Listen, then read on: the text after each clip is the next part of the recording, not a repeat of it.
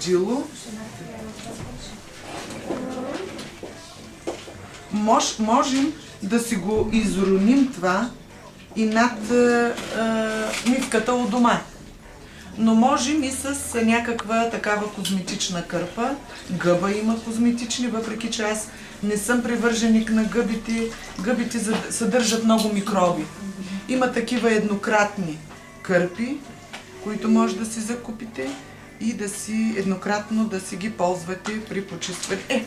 Когато си ги ползвате само за вас, може да си ги ползвате и много пъти. До момента, който сметнете, че кожата е, че кърпата е за приложението, вече е отминало.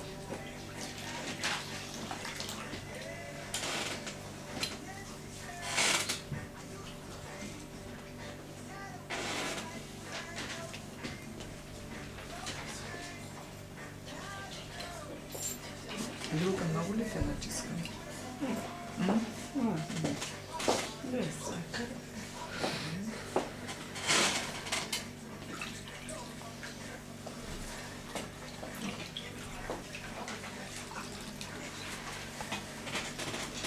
Който чувства сухота на кожата, може да